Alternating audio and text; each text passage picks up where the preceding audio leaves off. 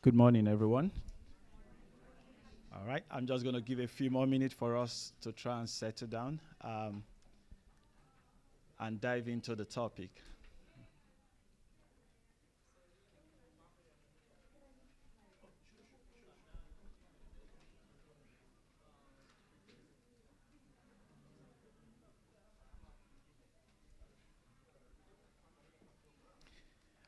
All right, if someone can please help just shut the door so we don't have the distractions from those people outside.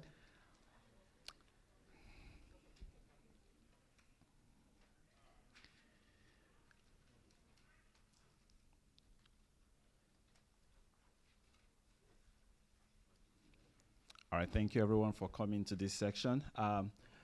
My name is Edobo Efam. I'm the Chief Information Officer. I work with the State Board of Education.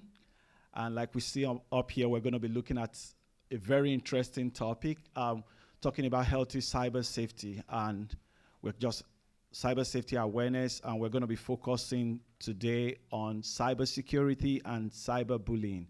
I mean, when we hear cybersecurity, I'm sure the first question that comes to mind is, as parents, why do I need to concern myself about cybersecurity? I'm not talking, people that should concern themselves about cybersecurity are business organizations, people that have maybe some financial accounting system and all of those. Yes, that's a good way to look at it, but I want to dissuade our mind a little bit this morning that, cybersecurity is not just for those in big corporation or small businesses and all of that. As parents, is something we should pay close attention to. If there's anything the pandemic has taught us is that, our kids can go to school from home. There's what they call remote learning, online learning, and all of those. And with that coming in place, we all want to be aware of certain things, healthy things that kids can do or that we should take to protect our children from cyber criminals, from cyberbullying, and that responsibility is on us all as parents and as teachers also. Like I said, I'm the Chief Information Officer with the State Board of Education. Multilingual. I'm originally from Nigeria, so I grew up speaking different dialects. It's kind of interesting, I'll give a little bit dynamics of Nigeria. In Nigeria, we have multiple languages. My mom and dad are not from they don't speak the same dialect.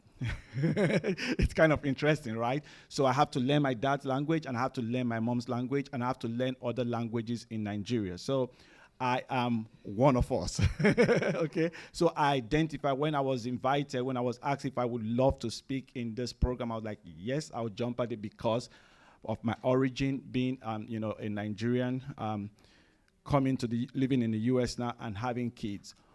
When the pandemic hit and my kids were sent home from school, I have young kids.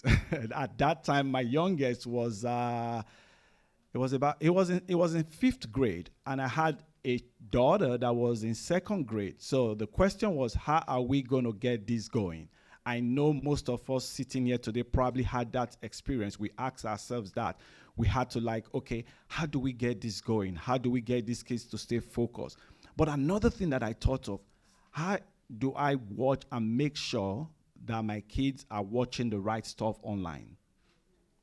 That's where we come in as parents to be, for us to watch what they do, for us to be aware of what they do. On this next slide, this is just the brief agenda of what we're going to go through in the next 30 minutes or so that we have here. We're going to look at some definition of what cyberbullying is all about, understand who is at risk, define cybersecurity, examine how cybersecurity can help limit cyberbullying, share some additional resources, because there are resources out there that as parents we can, go to, we can use, we can learn more from, on how we can protect our kids more, or how we can protect our internet, because I'm sure every one of us seated here in the room have one form of internet provider or internet services or the other at home, whether at home or on our phones. So we want to what are those healthy, things we need to do? What are those healthy practices that would help, promote cybersecurity? First, well, let's look at some definitions that we have here on cyberbullying. It's a bullying that takes place over digital devices like cell phones, computer, and tablets. I want to pause there a little bit. Now, when I grew up in a different era. I'm sure most of us here, we grew up in a different era. And growing up in a third world country that, when I was growing up, computers, cell phones wasn't a thing. In Nigeria, we didn't have cell phone until 1990. 1999, that was when we had our first cell phone. Everyone had cell phone and all of those. So I didn't have these challenges that my kids are having today. So it's a bit difficult for us to navigate as parents now, raising kids that, they have cell phone. What my 7-year-old could do with an iPad, I couldn't do it when I was 15 years old. So we need to be really aware. We need to be sure of, what they're doing online. And some of this cyberbullying most times could occur over the internet. I'm sure we all have kids that play games online. We want to be sure of what they're doing. In that gaming room where they are playing those games, someone could be bullying them. If you're not paying attention, you probably may not know. So that's why I want us to look at where are those devices. Cyberbullying takes place, say, digital devices, cell phone, computers, and tablets. They say can also occur through SMS, text, app, online in social media forum, or games where people can view, participate in, or share content. The use of technology to harass, threaten, embarrass, or target another. All these are some of the definition when we're talking of cyberbullying, what it's really all about. And I want to believe that every one of us seated here today, our kids one way or the other, either they are playing games online or they have a cell phone, that they are in a chat group with their friends, with their colleagues, in school, classmates. We want to know. Let's not leave it. It's not for the teachers alone in school. As parents, we want to be involved. We want to make sure that we check what they do. One of the things that we do in my family is that our son is on our plan. My wife did it in such a way that when he gets text messages, he knows who they are talking with. Now, he plays game. Before he plays game online with anyone, I need to meet the parents. I need to meet the parents of that person. You can't play games with anyone, even if you are classmates in school. I need to have met with the parents, and I know that, okay, we share the same belief in terms of skills on how to raise parents and all of those. That is me going the extra mile to make sure that my child is, I know who he's talking with. I know who they're talking with. And when they are playing games, you're playing the game right there where I'm seated. Okay? I still give you your freedom. You can still play those games, but I just want to know so that I know that he's getting he's playing games with healthy people and he's not being bullied online, especially for children that are minorities, for children that are from parents either Hispanic or from other countries or from African American kids. We want to pay close attention to what they are doing. We want to pay close attention to the people they are interacting with online. So that's why it's very important, because sometimes they won't come tell you. They won't come tell you. It's just like when we were growing up, there are certain things that when I was growing up, there are certain things that happened to me outside of the house. I feel like I was to blame, so I wouldn't be able to come home and tell my parents. Same thing happened online. When our kids are harassed online, when they are bullied online, they feel not wanting to come tell us. But it's our responsibility when we pay close attention, when we watch what they do, we are concerned about what they do, we can easily tell if something is amiss. We can easily tell. We can be friends with our kids, but in being friends, we should not forget that we are their parents. Like it was said today, we are part of the ones teaching them. We teach them. We want to pay close attention to what they do online and make sure that they are not being bullied. There's a question here. Is there a target age, group, or population for cyberbullying? No. It's not just, even adults. Even us adults, we can be bullied online. I mean, we just want to pay close attention. However, some group have higher risk than others. You know, some age group, some gender, some certain demographics have higher risk than others. And as parents, it's our responsibility, like we said, we've established, to watch, to look at what they do. Each time my son is playing a game with his friends and they are talking, there are certain words he says, and I'm like, who are you playing with?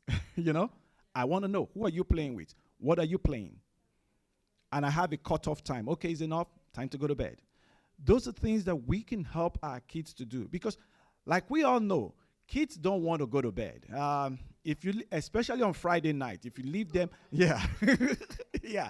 I have an 8-year-old daughter, soon to be 9, that if you leave her alone, she wants to stay awake till 2 a.m. To her is a game. No, go to bed. But go to bed. My son, if you leave him alone, he will play games all night. So I have a cutoff time. On Saturdays, Friday night, you're not going to school on Saturday morning, but you should be in bed. I'll let you stay for me. I'll let you stay till midnight. If you pass midnight, you're in trouble. You're losing your phone. We want to pay close attention. It's our responsibility to pay close attention to what our kids are doing online and to be very sure that they are not being bullied.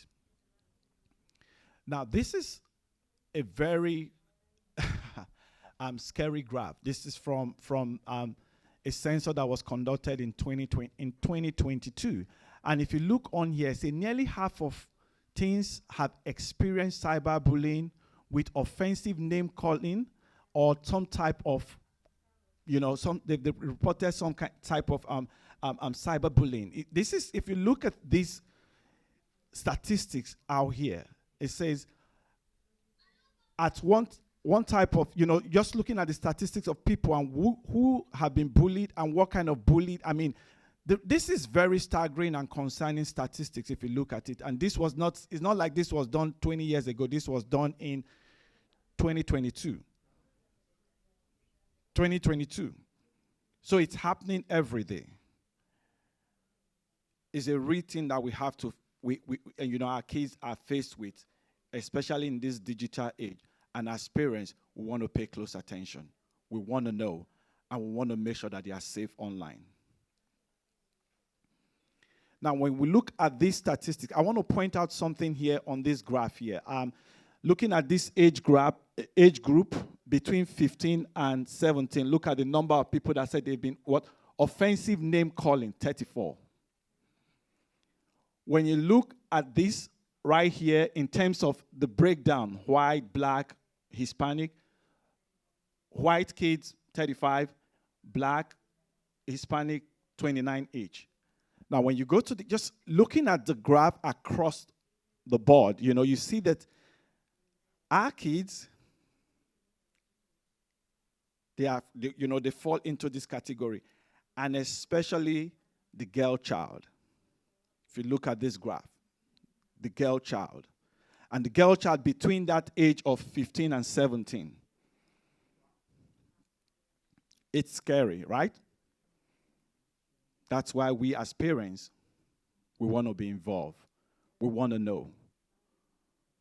I know that, when I was growing up, when I was 18, I didn't see myself as an adult. But we live in a different era, right? In this country, when you're 18, you're an adult. But, we still have some of those cultural heritage that we bring. So even in leaving our kids here, 18, they're adult. But yes, 15, 17, the girl child develop faster than the boy child, right? So at that age group, between age 15 and 17, we can see across the spectrum here that, that's one targeted age group of people that are being bullied. So we have to pay close attention to that age group, but not neglecting the boy child too. Generally not neglecting our kids. Because if we look across this graph here, it's a very staggering number of how many persons have reported it. Now it comes with offensive name calling. knowing what I know now, when I was in high school growing up in Nigeria, and it was like a common thing. They call you names, and before you know it, there are those names they call you in high school that just stick with you. Even as adult, when you see your friends still call you that name, it's bullying. There were times that they called me those names and I didn't want to go to school.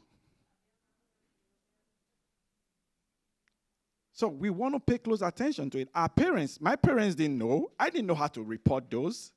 That, okay, there's one boy in school that calls me a particular name that I do not like, and is making me want to stay away from school. Just imagine our children being bullied, wanting to stay away from school because, they are being bullied. When we know that, when we catch it, when we see it, we can help them. There are different ways of reporting this. There are different ways of reporting bullies. And the state is doing a lot of, the state of Illinois right now, we're working on that, it's not being tolerated. It's not being tolerated. You can report it. You can help your child report it. You can encourage your children to report. If they feel bullied, they should report it. No child should stay away from school because he or she is being bullied at school or being bullied online. They may not want to report it. They may not want to talk about it. But when we help them find their voice as parents, when we help them find their voice as guardians, when we help them locate and help them report it in a very safe way, it will help them to become a better adult. And that's why we as parents, we as caregivers, we as guardians should pay close attention to what they do online. Should pay close attention to the kind of friends they play games with. Should pay close attention to the kind of groups they belong to. There are a lot of apps out there. And as parents, sometimes we won't be able to catch up with these kids. Different apps comes up. I mean, there's Twitter or X. Facebook is old school now. New and different apps keep coming. We want to pay close attention. Let's not leave our kids let's not give them to the internet for the internet to train them. Let's pay close attention. It's very important because cyberbullying is real. Kids are being bullied on a daily basis. And if we as parents, if we are not being careful, if we are not looking at these, we may lose our kids to bullies. And that will not happen under our watch. We're going to go to cybersecurity. We're going to talk about this. Yes, cybersecurity. This is now when you, like at the beginning of this, the presentation, some of the first few slides that we showed, we said something about how cybersecurity can help us, prevent cyberbullying.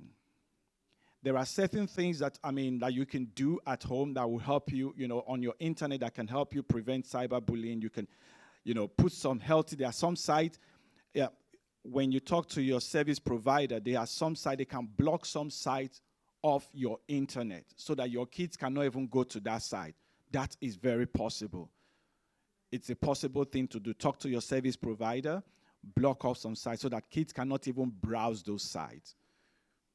But for you to know which site to block, you need to be involved in their lives. You need to pay close attention to some of the sites that they can go to that where they can be bullied. So that you can talk to your service provider, tell them, block off this site, I don't want it in my home. You as a parent, you still have rights. You can set it up, like you see on TVs, right? There's what they call on your TV app, there's what they call parental control. So also on your internet, your service provider, they can give you parental control rights. It's very possible, okay? Cybersecurity, this is an art of protecting network, device, and data from unauthorized access. The practice of ensuring that the practice of ensuring confidentiality, integrity, and availability of information can be a combination of techniques and system or programs. Looking at all of this definition, we can sum it up in one. Your devices that you are using, let's start from our internet at home. We want to create a strong password. We want to have a very strong password for our internet at home. And you want to know who. I switched my internet recently, and I have a device whereby if someone is logging into my internet, I can tell who is logging in. I can prevent that person from logging. I can prevent the device. If I don't know the device, I can prevent the device from logging in. These are things that your service provider, you can talk to them to help you with it. And it's also very important that when you are creating a password, do not create a password with something that can easily, it's a no, don't use your password should not be password. Don't use, don't use it. I mean, it's easy to remember, but it's always a no. And if you want to create, this is also something very healthy that I want us to know. If you're creating a username, my last name is FM. If I want to create a username, I'm not going to put FM. I'm just putting myself out there. My neighbors and everyone can easily know. If they want to target a particular house or they want to target a particular family, they can keep hitting at your network. Oh, that's the FM's household. That's the FM's household. So it's a no. If you're creating a username for your internet at home, I know you want something that you can easily remember. You can use acronyms. I don't recommend that you use your last name. Don't use a name that is easily identifiable in your neighborhood. And don't use the word password, please. And make it a habit to always change your password. Like in industry standard, there are some organizations, after 90 days, the password, you have to change your password. They prompt you to change it. But at home, we don't do that, right? We don't do that to our devices, we don't. Once we have that password and we just leave it's like forever, right? And maybe you have a friend that once came to your house and they came to visit and they want to use your password. You give them the password to your internet and they used it. Somewhere down the line, we change friends, right? There are people that you don't talk to, you realize down the road, okay, I can't be friends with this person. You guys stop being friends, they stop coming to your house, but you never change your password. They still have your password. They can still, if they want to be bad actors, you've already given them your password. They can come in and just, get on your internet and begin to do things. Yes, sir. So actually, new cybersecurity recommendation for the password is to use the phrases rather than the words or symbols. Yes. Because that is more difficult to crack than the words. Yes. Like, what's your name, sir? Lavi? Ravi, that's a good recommendation. Using phrases, not a word. Using phrases. Like there was a friend, a colleague, we were talking one time and we were trying to set up a password and we just use different letters from different things around us. Using phrases, using things that bad actors cannot easily design. There's something very common these days on the internet. When you log into some social media like Facebook or you're changing your password, they give you some recommendation, right? They make recommendations. Those recommendations, if you look at it, they are like letters, numbers, and sometimes like 16-digit characters. It could be too long for you to remember, but always it's recommended to use phrases instead of word. Because most times we are gullible. We want to use a word. We probably want to use the name of our kids. It can easily be guessed by bad actors. They can sit there. They have the time. They sit there and they keep trying different combinations of names of your kids. And they finally will get in. So that's why it's not recommended that you use names of your family members. Always use something maybe like phrases and all of those. What are some of the cybersecurity risks? If we look on here, now, I know if you look at this, you're probably going to tell yourself you're looking at, oh, that's interesting, the lights has gone off.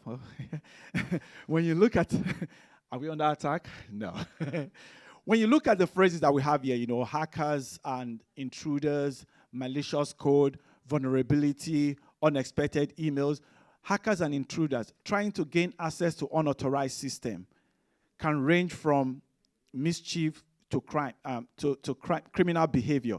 Now, what we are talking about here, most times we've heard of big attackers. Like we all remember the targets. Was he target? that was the first big one. It was like on Black Friday attack and all that, and they gain access to a whole lot. People uses credit card information, social security numbers. There are some things that are very attractive to the bad actors. They are coming after certain things like social security numbers, credit card numbers, and all of those. Especially, what we found out from K through 12 is that the reason why K through 12 is being, attacked by cyber criminals, the main thing that attract them is the social security numbers of kids. Because most kids, they won't open any credit card until maybe they are 18 or they're in college or something. So if they feel like if they gain access to those, they gain access to their social security numbers, it probably would take a while. They would have done some damages before a child would realize that, their social security number has been stolen and all of those. These are some of the things that, cyber criminals, what they want to do by getting, they want to, malicious code, say malware, unwanted programs from or files that can cause harm to your computers. Access might be linked or an attachment to program. I want to talk on this a little bit. In our next slide, we'll see it. Now, sometimes you get some emails, unsolicited emails. In the corporate world, we call it phishing emails. Some of those phishing emails, when they come in, they want to gain information. And sometimes it looks very legit. It looks like it's coming from someone within the organization. It looks like it's coming from either from human resources. It looks like it's coming from, the CEO or, someone important in the organization. It's always we recommend that when you get an email, unsolicited email, check. There are certain things you want to check. Check the address and make sure it's from the person sending it. If the information, most times what we've seen in those malicious emails, the grammar is usually bad. But with AI, I think they're going to get better. But there's still a way that you can check. If you see an email that doesn't make sense to you, you didn't solicit for that email, you've not talked with this person in a long time, and this looks kind of suspicious, before you put in any vital information about yourself, your user ID or your password or your credit card information, try and reach out to the sender through another means. We recently had something in the agency. We got an email. Actually I was one of those that got the email. I got an email. It was sent from the state controller's office. And I looked at the wordings of those emails. I'm like, in the first place, why would someone from the controller office be able to send an email to everybody in Eastby? I called my infrastructure director and I said, hey, there's an email that just came in. Let's check. We checked. It was very legit. It looks legit, rather. It looks legit, but when you click on the email, it takes you to another page where it's asking you for your user ID and your password to change things. Don't fall for those. When you see something asking you, most credit card companies will not ask you for your username and password, for your credit card numbers. You want to be careful for those.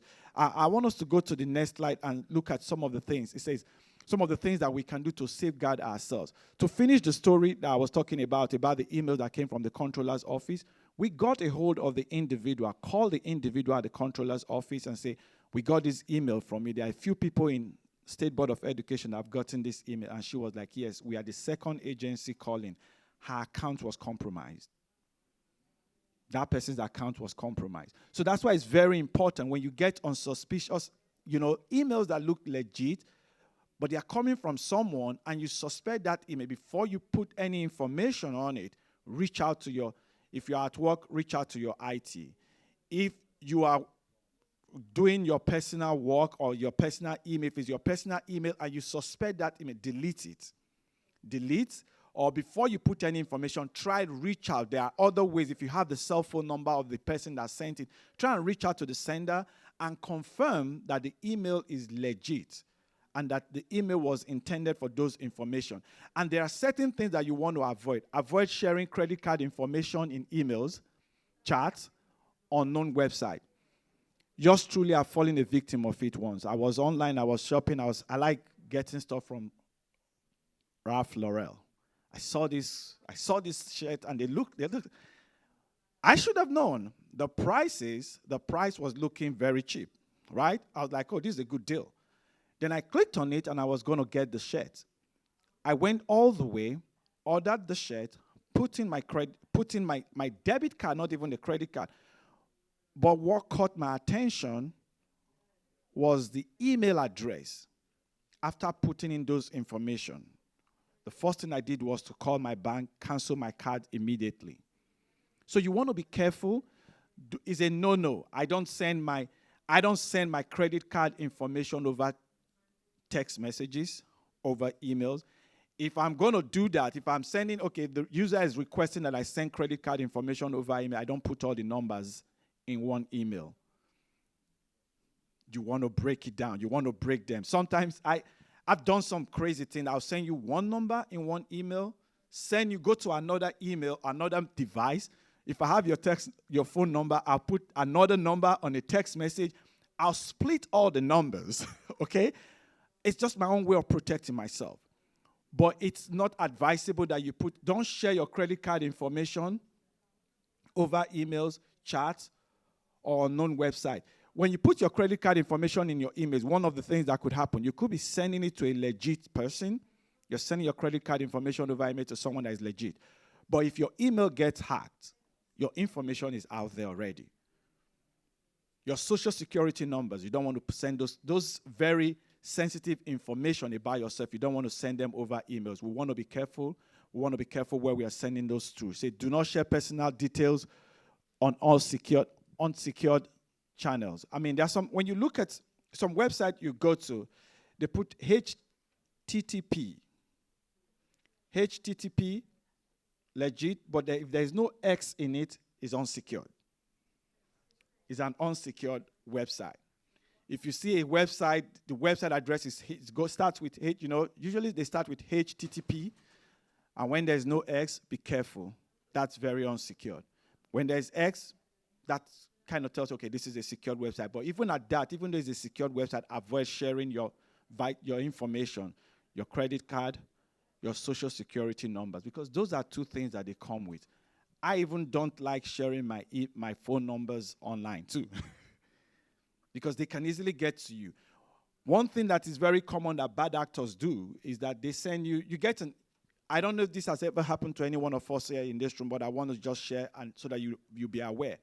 You get a text message on your phone, and the person, probably, permit me to use a name, calls you, "Hi, Jane. Oh, how you doing? What are you doing this afternoon? You want to hang out?" And you don't know this person, and they'll end it, "This is Bill." And you go, "Oh, sorry, Bill, you're probably sending to the wrong person." "Oh, okay." Then they start a conversation. They've gotten your attention. They start a conversation with you. When they start a conversation with you, the next thing they want to establish friendship. The next thing they want to ask "Oh, do you want to hang out? Oh, I have this information." Do not even. If someone sends you an email, you get a chat on your phone that is not, you don't know this person. What I do, there's always that portion that says report and delete and report. Click on that, delete and report.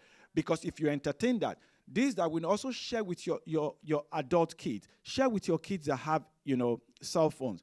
When they get those unsolicited messages, they don't know this person. The person is trying to introduce themselves. Encourage them. They should delete and report. If possible, block that number. Because those are bad actors they just want to establish a friendly conversation, and you keep going. You keep going. The next thing, they send pictures. They send unsolicited pictures. Our kids get, like we saw in the chat of, cyberbullying, unsolicited pictures. So we want to be careful of those things. They may come as legit. They may come as friendly. Bad actors don't come as, "I want to bite you, I want to deal with you." They are very subtle. So we want to be very, very careful about that.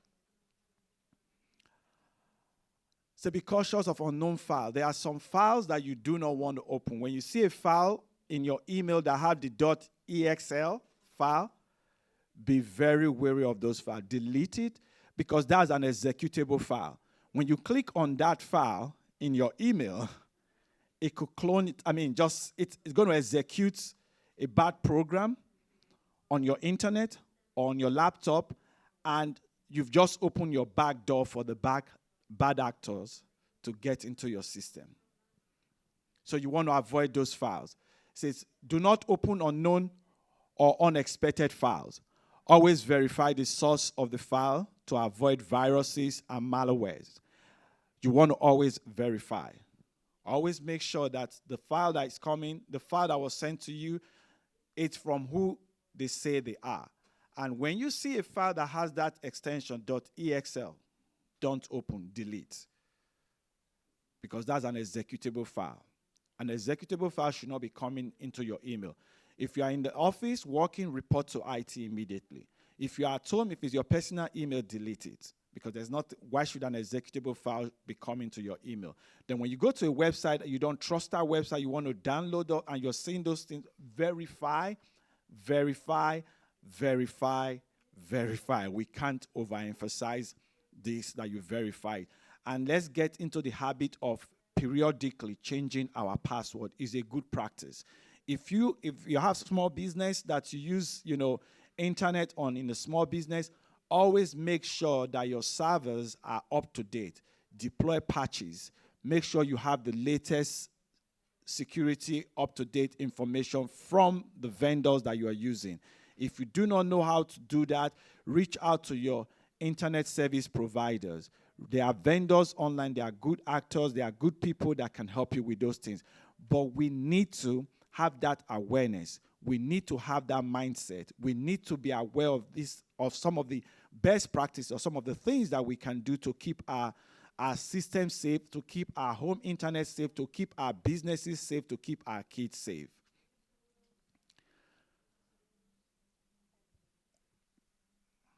Now we still, just some best practices. Like we've said before, keep your software up to date. Run antivirus software regularly. Use strong password. We've talked about this. Change user default name and password. Sometimes we have some of those systems that comes with default name, username and default password and all of those. Always make sure you change it. Even if you have a service provider that comes to your house and they help you set up your internet, you gave them your username and password, or you told them the password that you want to have on the system, please don't walk away when they are doing those things. Stay there. See what they did, so that when they leave, you can go back and change your password too. It's a very good practice. And sometimes, when we hear of internet, most of us, we just want to, I want to stay away from this. I don't want to break anything. Break it. You fix it. In breaking and fixing, that's how you learn. If we are afraid of, I don't want to do it because I may break it, what you may lose from not wanting to break it may be more costly than what you will lose when you fix and break it. So please, let's do these things regularly to have good practice, good internet practice, and to save our system and secure our systems.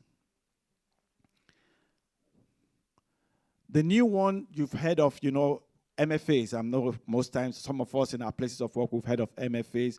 These are some things that maybe at home we cannot do. But there are, even at home, if you want to implement MFAs, you can implement MFAs. There are softwares out there. There are things out there that you can use to implement MFAs, because it's very good for you to have. One of the reasons why it's good to have MFAs is someone is logging into a system. Maybe a bad actor have your password, your username and your password, and they're trying to log into your system. When you have MFA, it's going to send it there, which MFA means multiple factor of authentication. Most times people use their cell phone. Some people use their email. But when when someone try to log in using your username and password, you get a text message on your phone to confirm that this is you and all of those things. It's recommended, even in the cybersecurity world, with the rate of hacking and we are having now. Cybersecurity experts do recommend. MFA is one of the things that they recommend that we implement. So you want to implement that. So talk to your children about the risk. If you have an a small business, or you own a business or a corporation, make sure install a firewall, and make sure your firewall is up to date. Make sure they run patches. Whoever is your service provider, run patches on your firewall and make sure it's up to date. Ask if anyone is making them uncomfortable online. This is for cyberbullying. We want to make sure, ask, Have conversations with our kids. Let's have those conversations with them. Let's not wait for them to be bullied before we ask this conversation. Because when you ask this conversation, when you ask this question, is a conversation starter. Is someone bullying you online? Is there someone online that you play games that you're not comfortable with? That will help start a conversation. That you are creating a safe environment for them to be able to talk with you as parents and as guardians. Know your allies, school administrators, teachers, other staff like counselors or interpreters. We are all in this together, honestly. We are all, as parents, as school administrators, as teachers, counselors, whatever role you are playing in the life of a child, we are all in this together. We should know our allies. We should know people we work with. We should know people that can help us. But the first thing is for us to create that awareness. Let's not leave it for the teachers in school alone. Let's not leave it for the internet service provider alone. Let's not leave it for that uncle that has a little bit idea about computers whenever he comes to the house to come take care of computers. No, let us all be involved, be engaged, because we are all in this together. It's for the safety of our children. It's for the safety of the children of Illinois. Let's all get involved. Here are some resources that you can have. The Attorney General's office, the current AG of the state of Illinois, I know this because I worked there. I worked there before coming to EASB, is very, very big on fighting cyberbullying, cybercrime. This is a website, Online Safe and Online Smart. Those are some resources that you can go to. Google this site. You can see some things on how you can stopbullying.gov. This is a very good one, I'll say, for the state of Illinois that we have, that how you can report cyberbullying, how you can keep your kids safe. You know, they give you some resources on things you can do. Always tell your kids, you know, they have their school username and login. At the end of the school year, they should make sure whatever they posted online, they always make sure they take it down or delete it, or if they wrote something somewhere. Another thing that, before I forget this, don't write your password under your keyboard. Don't write your password near your TVs. No, make sure your password is safe. Just put it in a place where, you know, people that walk into your house cannot easily have access to it. But these are some resources that you can go to for more information on how to, like, you know, stop cyberbullying or report those bullies. Do we have any question at this point? You have a question? Sure. Okay.